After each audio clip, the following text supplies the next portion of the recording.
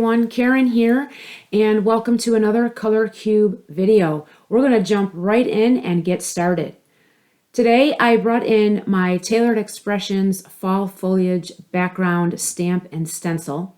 I also picked card number 84, and I really like the color palette here. The picture really gained my attention, and I just love how the colors really look together.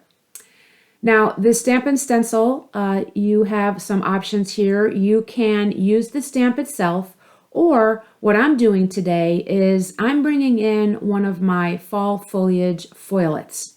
And you either need a make machine or a laminator, and you need some foil. And then what you do is you lay the foil on, you run this through your Mink or laminator, and then you get that foiled look. And I thought I would go that route today instead of using that background stamp. The Taylored Expression inks I'm using are the green tea, dragon fruit, and passion fruit. And then I have this pear tart from Memento. That dark maroonish color is going to be my cardstock for my card base. And then I did layer the inside with white cardstock for my message or my stamped sentiment.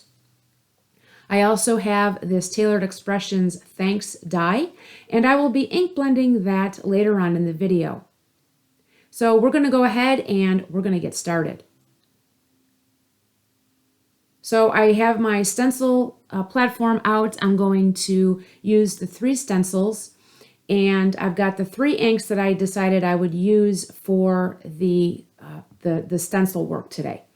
So I grab stencil number 1 and I lay that on top of my foiled piece, and I will go ahead and I will start the ink blending. So one thing you wanted that's important to know is if you do have foilets and you have any of the Taylored Expressions stencil sets where you can foil, you want to foil first. It's important to make sure you get all the foiling done, and then you go back and you then do the ink blending.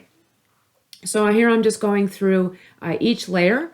I started with the dragon fruit, and now I'm moving into the green tea. Now with these colors, they're not really fall colors per se. Usually when outside you see orange leaves, yellow leaves, green leaves, red leaves, but these, you don't normally see these on a regular basis. So I really liked how that background turned out. So what I'm doing here is I bring in my thanks sentiment, and I'm using that pear tart to ink blend that. And once I have that done, that's how it looks. And then we're going to go ahead and bring the card together. Now here in the video, you do see that I have some foil strips there on the right.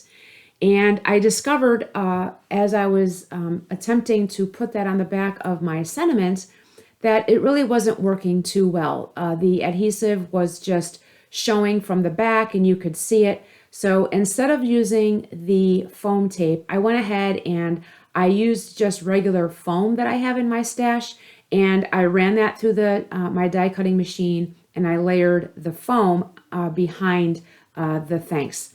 And you'll see that in just a minute or two. Here I'm just layering the stenciled piece onto the front of my cardstock, and I can't tell you enough how much I love those colors together. They really do look pretty. So here's that foam piece that I was telling you about. I bring in my glue, and I will adhere that onto the foam.